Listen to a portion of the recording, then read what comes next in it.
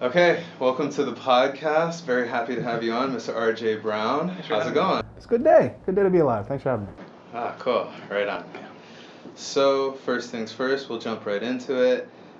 Why, as a voter, why should I vote for you for city prosecutor? Look, at the end of the day, I think there are good candidates in this race that are going to attract different people for different reasons. But I think the thing that I represent and the thing that I'm trying to bring to the table is a mix of both experience and understanding of how to do the job, but also a desire to move things forward in terms of the criminal justice system, in terms of the way that we prosecute, our methods, our procedures. I think at the end of the day, what I bring to the table is a determination to make sure that that place is run the way it's meant to be run, which is ethically, which is competently, and ultimately making sure that we enhance public safety as a bottom line. Public safety focus, very good. So, it's really unfortunate what happened with the last administration. You have crazy circumstances, and we have now an acting prosecutor taking over. What do you think you could do? Like, let's just pretend you won.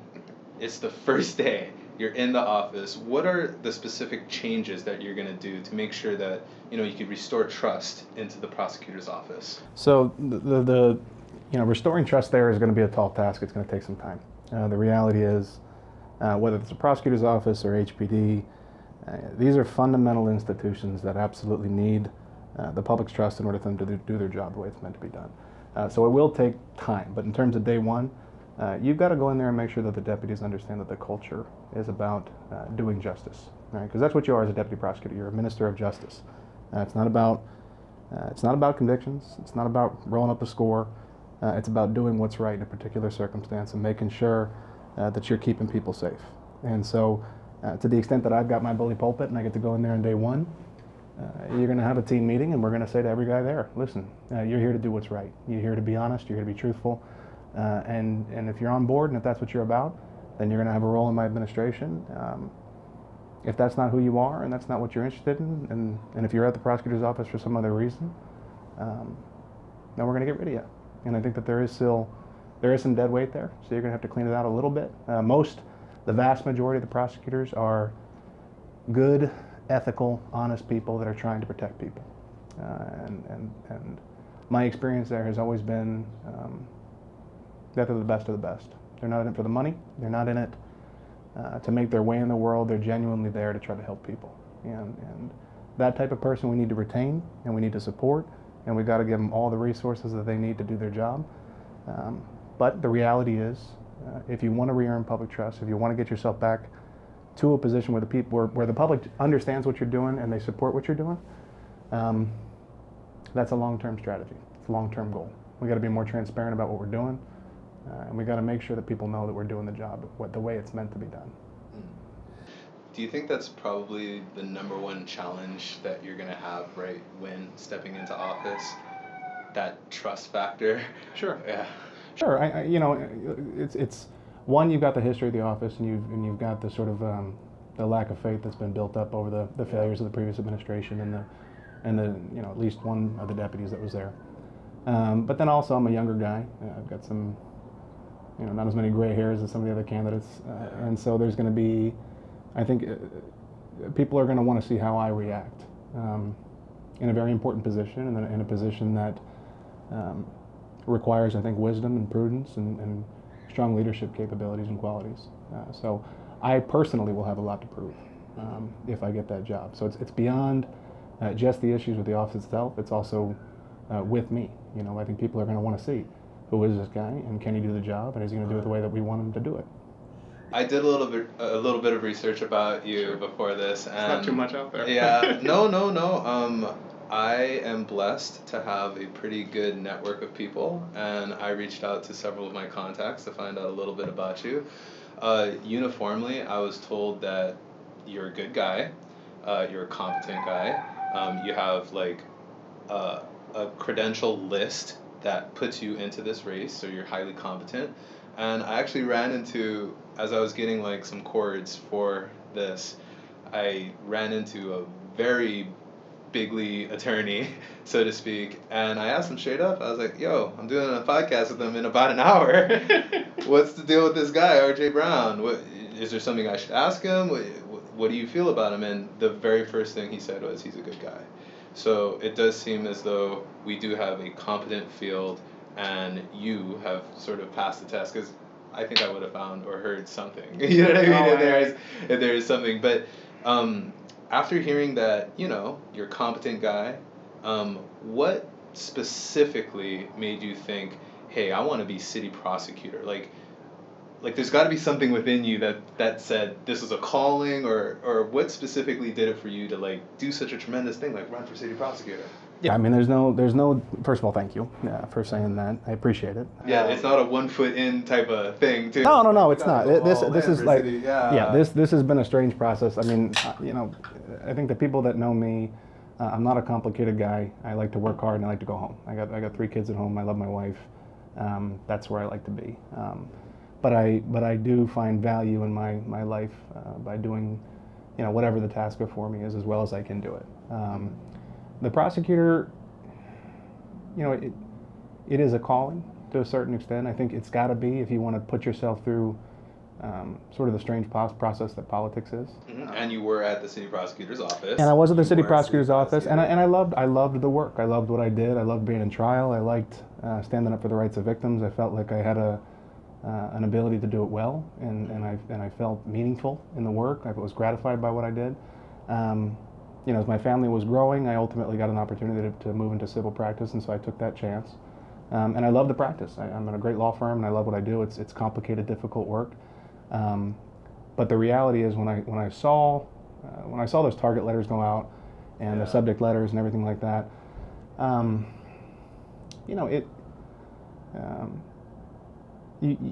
that place needs to be good, and it needs to be led by an individual who's got integrity and who's not necessarily a perfect person, but striving to be the best person that they can be.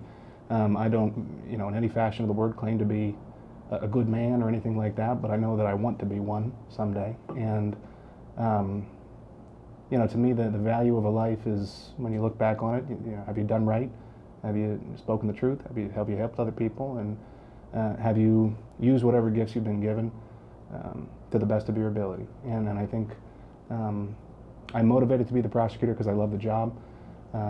I believe that if I've proven one thing to myself over the course of my relatively short existence, it's that I don't do everything perfectly, but I work my butt off, and I don't take shortcuts, and I don't allow myself to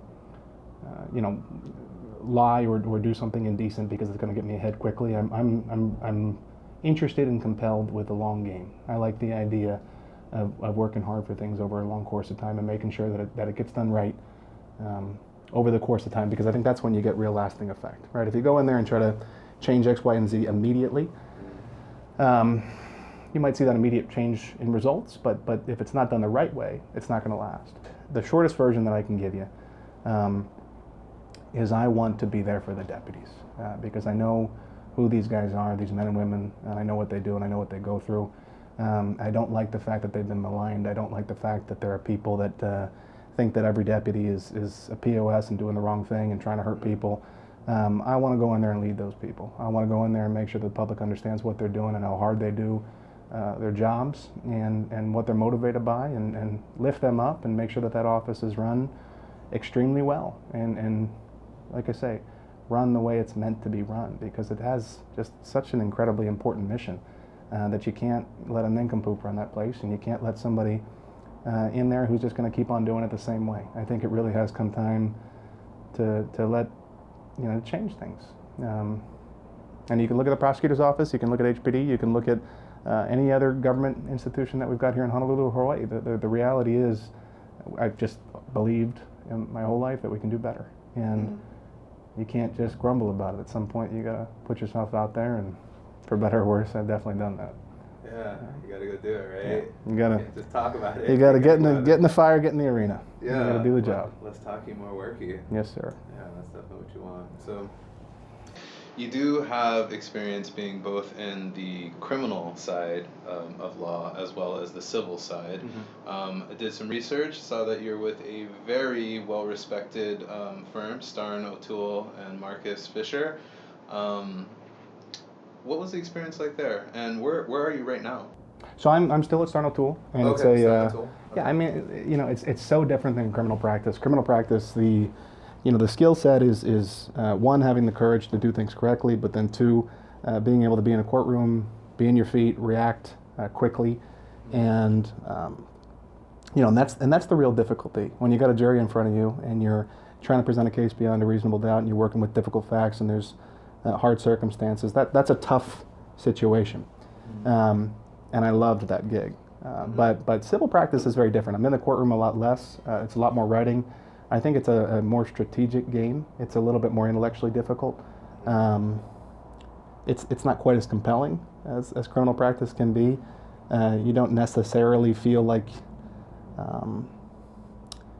I gotta be careful with my language here, but you feel damn good about being a prosecutor. You go home every single day, that my job is to do the right thing, and that's what I tried to do. Civil practice, at the end of the day, you've got to advocate for your client. You've got to make sure that you're doing the best that you can for his or her position, and there's something enjoyable about that, no doubt, if you love the law like I do. Starn is an incredible place. It's an incredible firm with incredible people, and I'm lucky to be there. Very good reputation. Yes, sir. Around town, definitely. Yeah. No, they're good at what they do, man. The short list. Yeah, they're good. They're very good. Yeah, they really are. Which is good for you because I'll be upfront. I didn't know you at the debate. Nobody does, man. I was like, who's R.J. Brown? But then when I did my research, I was like, whoa, if he passed the test and got with Starn guys, I know if you pass their credential criteria, got to be a competent guy who knows what he's doing. Yeah. So I was Work hard. Yeah, working hard. And I know exactly what you mean. I didn't go to law school. I'm not going to go to law school. But there is a high of the courtroom. Sure. When you're in there and the energy and the judge is looking over and then the prosecutor makes his case or her case, the defense has to be on their toes, and then, you know what I mean, there's there's a certain drama to it. There is. There's a certain drama, and I can see why you're drawn to it. I used to just go to court just to observe. No, you know what I mean? There's a reason there's Law and Order shows, and there's a reason there's so much popularity behind it. But I played football in high school and in college at the University of Colorado, and I've always been drawn to a competitive atmosphere. I've always liked seeing what you're made out of and proving yourself, and there's nothing like a jury trial, man. There's nothing like that to test your ability to use every facet of your skill set to get a job done, and particularly when you've got a victim who's been wronged in a particular situation, when you're fighting on behalf of somebody who's been violated, or whose property's been stolen, whatever it is, that's a real easy thing to get motivated by. And when you feel like you're fighting for somebody else, it tends to bring out the best in you. And so when you've got that dynamic where you're fighting on behalf of a victim, and then at the same time you're in this setting of a courtroom and you've got 12 strangers looking at you, you gotta be on, you gotta be good, and you've got to be prepared, and you've got to have all those tools in your pocket. And there's nothing like a verdict. It can be the hardest words to hear, but it can also be extremely satisfying and gratifying when you've been able to present a case ethically and effectively, and 12 people believe beyond a reasonable doubt that some conduct has taken place, and that's a very satisfying feeling, because you feel like you've done the job right. Yeah, and what I'm looking for as I'm evaluating the field and trying to see who am I going to vote for, what I'm looking for is somebody who is there to speak on behalf of that victim and to prosecute on behalf of that victim. Right. I brought this up with Ms. Cow. There's been sort of like a turning of the narrative where the perpetrator of the crime is looked of as the victim. There are circumstances that I do believe we need to do better at, so that people don't, go through that cycle where they get, the offend, rearrest, release, offend, you know what I mean, that whole cycle. But the bottom line is, and how I see it and who I'm going to vote for, is a person who sees that there's a reason why the police went to that one scene and somebody called and there's a victim who was harmed, and you got to have somebody who wants to stand up for them. How do you think things changed? When did the tide turn we're not so concerned about the victims, but we're concerned about the person accused of the crime, and that's somehow the victim. Right. I think there's, that's a layered question. Okay. You're seeing criminal justice reform take root across the country. I think some jurisdictions, some counties, some states are doing it a lot better than others. To me, there are prosecutors and the defense attorneys, right? And a lot of people are able to do both, right? You can be a prosecutor and then they go become a defense attorney, because to a certain extent there is a game to it, right? And there's a skill set that can be applied to either set. For me, I was never, I respect defense attorneys. I like working with them a great deal. I appreciate the fact that their interest is in ensuring that a defendant receives their constitutional rights and that they get a competent defense. But I've always known deep down in my own gut that I could never be a defense attorney. And the reason for that, I think, when I was kind of gauging this thought process in law school, was I always figured I'd be pretty good at it in a jury trial, or at least I'd get good at it. And I was always concerned that what if I represented the client who had hurt a kid or hurt somebody, and because of my skill set and because of my ability to poke holes into the state's case, that guy gets off. And have I done my job? Yes. Am I ethically at fault? Yeah. No. But that's but right. But it was just, and it was just another. It was something I never could see myself doing because I was afraid of my ability to do it well, and that competitive aspect to me, right? And so I always knew, or at least once I really thought that once I found that I was going to be an attorney, once I kind of made that choice, that prosecution was for me, and that I wasn't going to be able to do any other facet of that. So I'm a prosecutor in my heart, and that's who I am. It's how I view the world. It's kind of that lens that I view things through. Mm-hmm. Same time, I think, to the extent that we sort of lift up the defendants and have this mindset that they're all victims and that it's all just their circumstance that they've gotten themselves into these particular situations, that's bogus, right? You got to be responsible for your choices in life. You've got to take ownership of what you do, particularly your conduct. But in the context of how do we enhance public safety, I think that there are certain elements of criminal justice reform that I can sink my teeth into and I can support, because in my mind, if I support this particular idea, that's going to make victims safer, right? So the two areas that I get most concerned with are addicts and people with mental health issues. Yeah. Methamphetamine is the I was going to just use a swear word. It's the devil, man. It's the devil. It's the worst damn thing in the world. You're right. And when you're hooked on that crap, it eats away at who you are. It eats away at your ability to be a person and to be contributing. And if I can do anything in the role as a prosecutor to kind of get you out of the prison system and into a treatment facility, and if the odds are even slightly elevated that at some point you're going to get off of that crap and you're going to come back to the world, to me that's one less crazy person who's high, who's acting like a fool on the street and makes me uncomfortable. Yeah. To me, that's a safer community. And I don't necessarily buy into the idea that we can incarcerate our way out of every single problem. There are bad dudes out there that got to be locked up. They got to be locked up for a long time. And I think there are guys that get out way too early. And there are guys that have no punishment whatsoever, which has broken my heart because I've seen that plenty of times. But there are guys that I think would be better off for you, for me, and for themselves. I don't necessarily think OCCC or Halava is the answer. There is another way to do it. And I'm not claiming to have the answers, because addiction ain't going to go away no matter how much I, in my heart of hearts want to help. Good intentions they're going to get you so far. Some people need to be punished, and some people, when they keep screwing up and if they just refuse to get themselves help, incarceration is a last resort, and sometimes you got to resort to that. But I do believe, genuinely, that for addicts, for people with mental health, there is a different way, right? And if we can keep them out of the criminal cycle, that's going to benefit all of us, and it's going to make me safer and you safer and my kids safer. So. Yeah, no, totally. You nailed it. It is definitely meth. It's one of the most difficult things as a bail bondsman for me to underwrite. Yeah. Somebody's behavior when drugs are involved. Right. There are different classes of drugs where I don't even think twice because it doesn't affect you the same way that meth can. Yeah. And you get a trained ear. In my line of work, you get a trained ear. Like the crowd, sometimes that crowd calls you, and you can tell when you get your trained ear. I'm like, oh shoot, I gotta be careful on this one. Oh wait, no contact with the parents? You're a friend? How long you known them? Okay. What do you do for work? Oh, no work?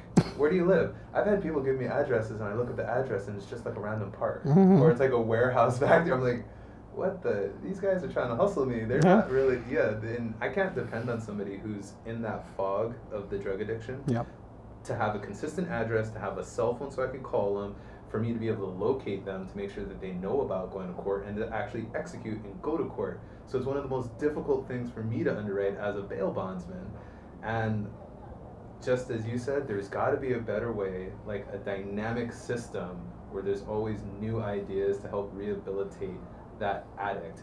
Because that addict is it's almost like the 80-20 rule, which I know I'm just throwing out numbers, the 80-20 rule, right? Like maybe that 20% is like 80% of the crime. I don't know this to be true, I'm just throwing it out there, but that meth crowd, they commit so many crimes. Over and over and over again. So I'll say 80% of the cases I ever prosecuted had some methamphetamine connection to it. The guys are either high or they're trying to get high, right? And that's the dilemma. And that it feeds theft, it feeds robberies, it feeds violent assaults, it feeds everything, right? And so,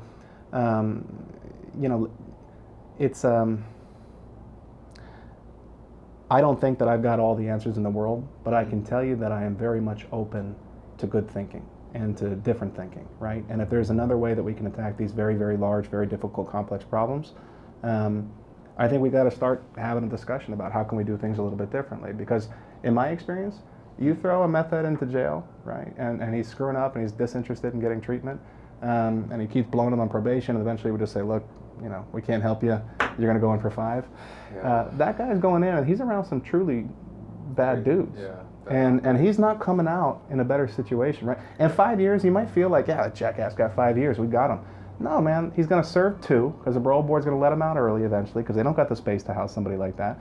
But he's going to come out with fewer opportunities, fewer incentive to get himself back into his feet, more likely to commit another offense, and probably a worse offense than he did in the first place. And so for me, this isn't about me being some bleeding heart. It's a matter of, all right, this problem sucks, people are getting hurt.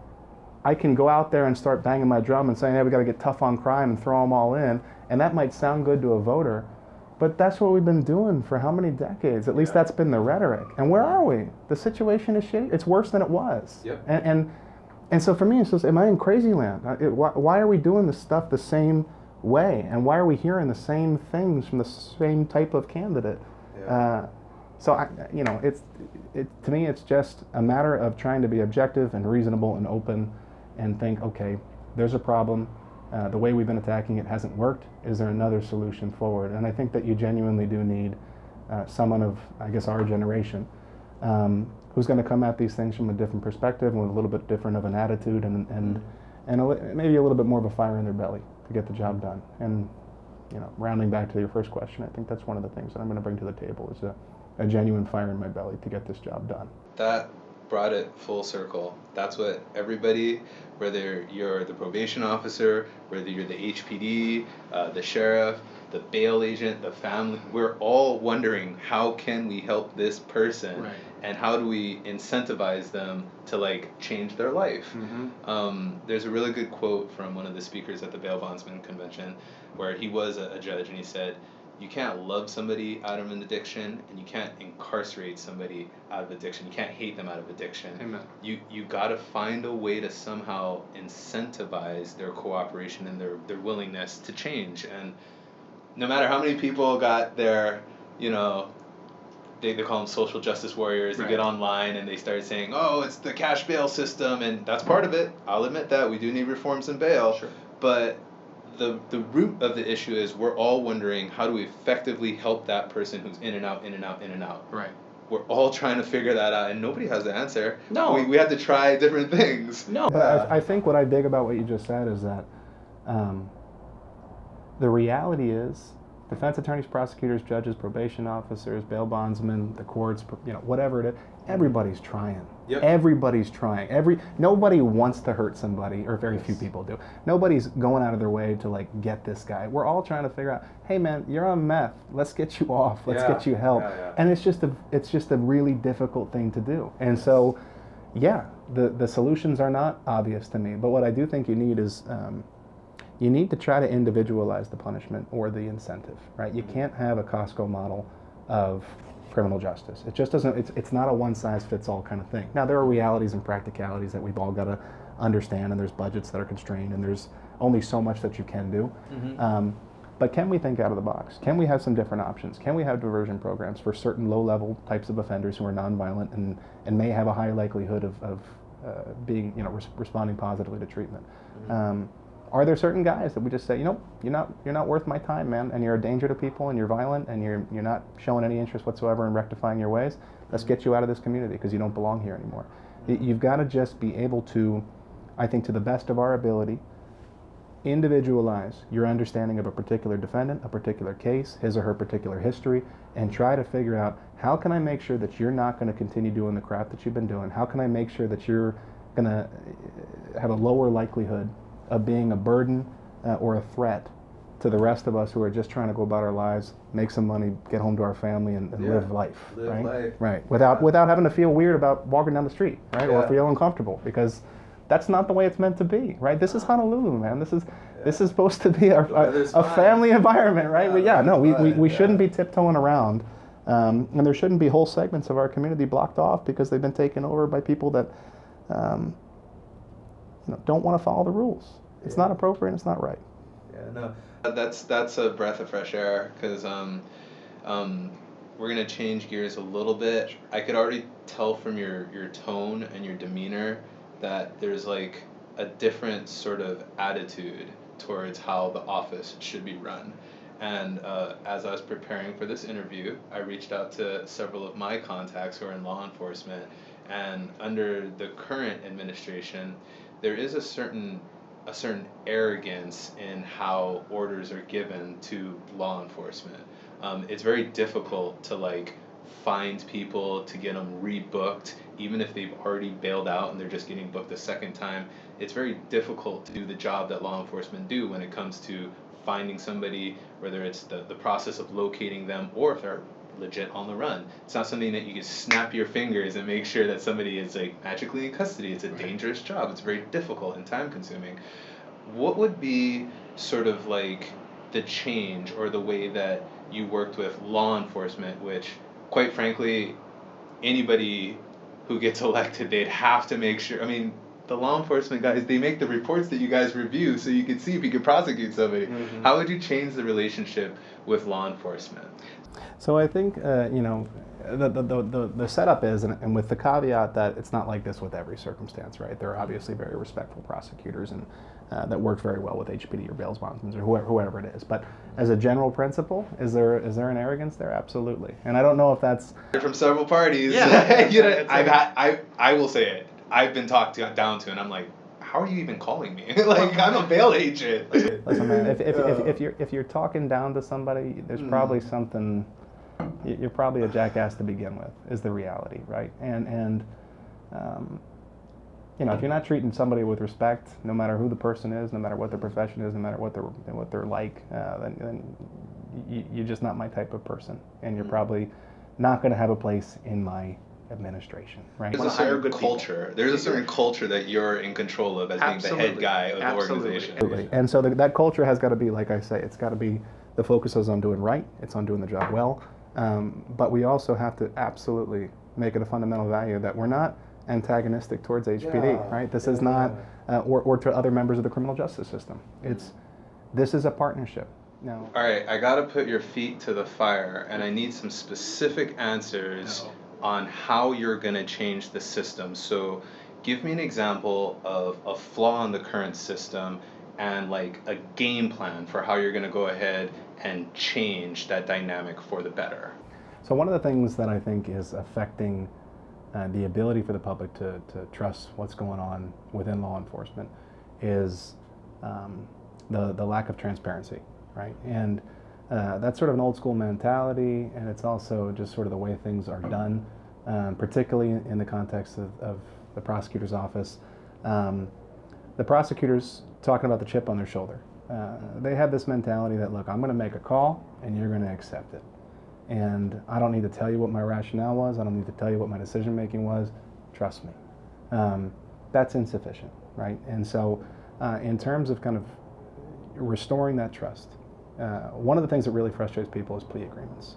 Why are plea agreements made? Why does this guy who just molested a child get off with probation?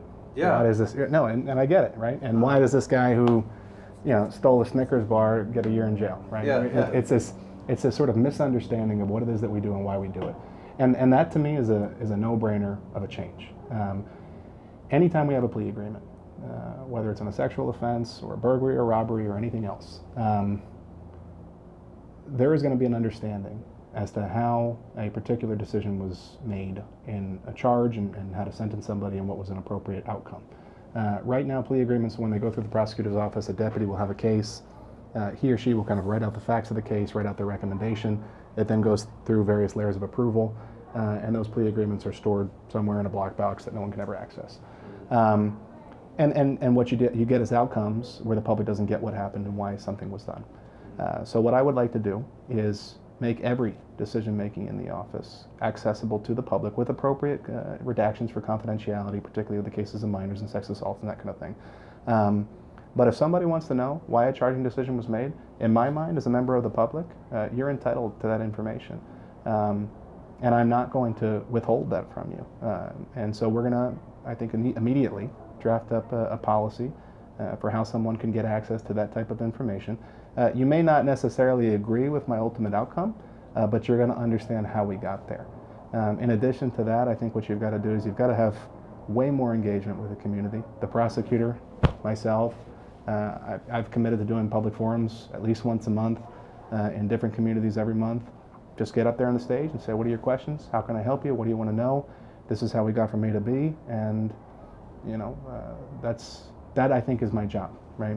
So transparency has got to be one of the immediate things. There are a number of other things we could do. Right off the start. But no, just to riff off that, I think that's a great idea. I'm just going to pitch an idea that Sure. just came up to me now. I always like it when you're an investor and they have quarterly calls, so that you have like the CEO and the CFO. They all get on a quarterly call and they talk about your money. You have invested in this company. They talk about the market, headwinds, tailwinds, difficulties. If they've got debt, they like lay it out there. And it's one of those things where, as an investor, you should listen to the quarterly call. It would be awesome if like the prosecutor's office had like a quarterly call. You know what I mean? Saying, hey, we've changed this, and you could just do it on like a video conference setup, because that's what like Netflix does. Sure. They have the CEO on like a video conference. You could stream it on like Stolen Stuff Hawaii. Yeah, man. Because that's a huge community of people who need to understand things. And I just saw guy I bailed out. Oh, God. Guy bailed out. So like just the very first thing that's super common, but people are always so outraged about, that they got to understand, and I want you to explain, is when somebody just gets charged and then they go to court and they plead not guilty because they basically have to, and then they say, oh, POS, piece of shit, pleading not guilty, and the video's already out on the internet of somebody doing something or involved in something. Explain to the layman why people, they go to court, and when you go to arraignment, you basically have to plead not guilty. It's not, you know what I mean? You're not. Yeah, it's a weird dynamic. It is a weird dynamic, and while it's in theory a choice. Yeah, in theory. Yeah, the reality is, arraignment and pleadings, it's a cattle call. Even in the felony context, you usually got a lot of people that are getting charged on a daily basis. They're marched into the court system, and they're given a copy of the complaint or the charging document that provides for the allegations. They have to accept that document. They've got to acknowledge that they've received and understand what they've been charged with, and then the court just says, guilty or not guilty. And the basic procedure is, and any competent defense attorney, and frankly the reality is, everyone's going to plead not guilty at that initial stage, because there's so much complication right behind the whole thing. One of the things that I think has to be changed in the prosecutor's office is there, and this isn't, it's not a bad faith sort of thing, but I just think it happens in the natural course of things.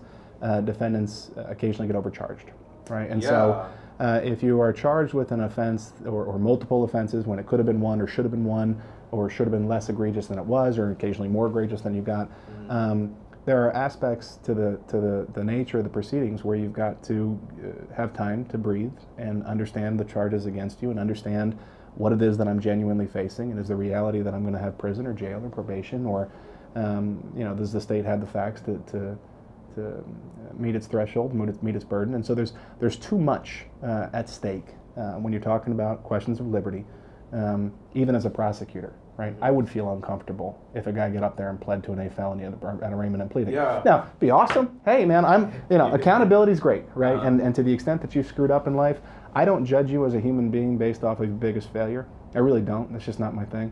I think it maybe speaks about your character and certain flaws that are there. But to me, the idea is that's not who you are, right? Everyone's redeemable. I hope, I believe. And to the extent that you take accountability for bad conduct, in my mind, that's not just a benefit to the victim, that's a benefit to your soul. And that's gonna do volumes for you as you go forward. Even if you've got some strict penalty that you've got to face, you're gonna feel better about who you are if you can take accountability for your failures.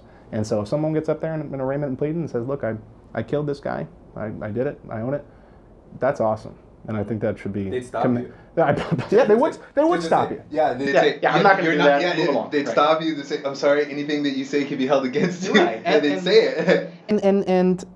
And the reality is, and I think the point that you're trying to get to is that, they would stop you. And they probably should stop you, right? Because you do need to breathe, particularly when you've just got locked up. The situation is very raw. It's too early for you to really be thinking clearly. You're going to plead not guilty. Go talk to an attorney, because the criminal justice system is so damn goofy, and lawyers, we get paid because we speak a different language, and we don't. And it's legalese, and it's made as complicated as physically possible. I mean, I can't tell you, even in civil practice, I'm reading these Latin terms, and why do we got to do this, right? Why can't we just simplify it and do our best to make this comprehensible and understandable? But we don't do that, and so. Defendants should, I think, take a minute to breathe, take a minute to understand what's going on, and the court system is going to prevent them from taking that immediate responsibility. Whether they should or shouldn't, maybe that's a philosophical question we can get into. But yeah, I think the point is right. That it's not that the defendant is, a bad guy because he pleads not guilty. He's just sane. And he's also prevented. The outrage is that because people are sick of it, man. We're sick of it. We're sick of seeing these guys who get off and seeing these guys who get away with crimes, and there's absolutely no accountability whatsoever. I was walking in the communities, and I've been doing that as part of this process and talking to people. People are pissed, and they you got a guy that breaks into your garage, and you got him on camera, and absolutely nothing happens to him. People are frustrated because they don't see the system working, and that's because the system is not working, and that's just the reality. And so we've got to do our job to a higher standard, and with a greater ability to make sure that the bad guys are in, and that people that don't need to be incarcerated are not, and so that might be a more streamlined system. But I do believe it's genuinely going to make it a safer system and a safer community. So. Yeah, no, we for sure got to streamline things, because it just takes too freaking long for a case to get resolved. And then what sucks is people actually sometimes rehabilitate themselves through the process, but I've seen things happen where you might be through this and ready to move on, but the criminal justice system isn't done with you yet. They continue the case. You have to do your assessment sometimes, and then your sentencing is another month away. There's got to be a way to streamline it so that people can move on, because then once that case is over, whether you get the probation or they take credit for time served, whatever it is, as soon as that case is resolved, that person can finally kind of be reborn. But when it drags on, you know what I mean? 'Cause even at arraignment, you say not guilty, then your case is just being assigned to a jury trial judge. You got another 2 months before you go between that minimum 2 months, and I'm like, dude, if you don't make bail, you're just stuck. You're sitting 2 months. And people don't get it. This guy should be away forever. You ever done 2 months in Old Triple C, man? That's a junk situation. You do not want to be there, and if you don't need to be there, you shouldn't be there. I can tell you, in terms of streamlining, one of the things that I absolutely will do if I'm elected. And this is also relevant to the plea agreement context. So every plea agreement that gets done in the criminal justice system, and by the way, I've actually had a lot of people that are frustrated that there are any plea agreements, right? They think that in itself is a bad thing. I think it's a necessary evil, maybe, because there's just so many cases. There's too much volume. And not everybody wants to go to a jury trial. And you can't go to trial for everybody. You just can't. We're you not just can't. set up for that. Well, I mean, there's a constitutional right too, but we certainly disincentivize it and discourage it as a system, right?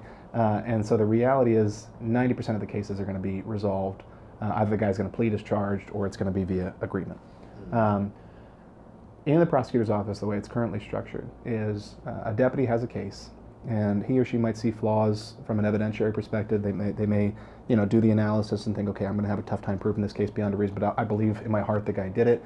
I think I have a good faith basis to proceed forward, but there are these certain issues that I could see a jury latching onto, and maybe it's not worth the risk of taking this to trial if we can ensure some form of accountability, right? But the problem with that is when you have the deputies that make their call based on criminal history, the facts, the circumstances, everything together, let's say that the deputy feels genuinely that this guy's been overcharged. This is an inappropriate offense. Based on the conduct, they should not be going away for 10 years. They decide, okay, I'm gonna do a deal. I'm gonna draft it up. I'm gonna do what's necessary. That deal has to go through 3 separate layers of review: the supervisor, the felony chief, or whoever your chief is, and then the first deputy of the office. You've got to get 3 separate approvals before you can actually do your job, which is to effectuate justice. And the problem with that is, A, it takes a great deal of time, but B, there's sort of this administrative, bureaucratic CYA mentality that just festers and manifests itself within any government office because we don't do things effectively. And rather than trying to achieve the right outcome, the top guy is saying, well, I'm worried because, what if we, do what's right in this situation, but the guy screws up? That's going to fall on us, right? And it's a real cowardice in my mind. You should be doing what's right, no matter what, every single time.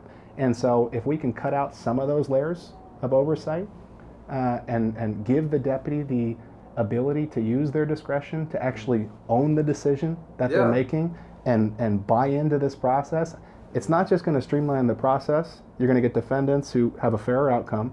You're going to have deputies who care more sincerely about what they're doing and are more invested in what they're doing, and it's going to create for a higher quality of work product. And you're going to cut out the fat, because that's what that office needs. I can tell you, working in private practice, government employment, there's a whole bunch of fat, man, and that's not. Bureaucracy. It's real. It's real. And when you look at the efficiency of my private law firm versus what takes place in a public institution, it gives you a real ability to kind of see, like, oh, that's pretty dumb. I wonder why we do it that way, because that's the way it's always been done. Reject that, man. It's bogus. You can't keep doing it the same way, but we keep doing it the same way. No, for sure. We need a breath of fresh air in there. So on my last podcast with Miss Megan Cow, I sort of got lawyered, so to speak. I thought that we could have a better office if we had term limits, and because Kaneshiro was on his 5th term, even though there was a break in between that, but still it's a 5th term, and had it been like a 2-term limit, then I always felt like 8 years is enough time for somebody to do a tremendous job and leave a legacy, versus 8 years is just, you got a bad one and they somehow get reelected. That's about as long as we could take. So what is your stance on term limits? With all due respect, you did not get out lawyered. You got... She kind of backed me into a corner, and I felt like I had to agree, and I agreed. I was like, yeah, I guess then, okay. She got me. I fundamentally agree with term limits in every public office, no matter what. I think it's an inherent rule of humanity that power corrupts, and absolute power corrupts absolutely. And if you allow somebody to serve for too long, even if they're good at the job, and even if the electorate continues to vote them into office, I think at the end of the day, eventually you're going to stop serving your constituents and you're going to start serving yourself. And that is a process that I think takes place over time, and it's not something that you just become a bad guy overnight.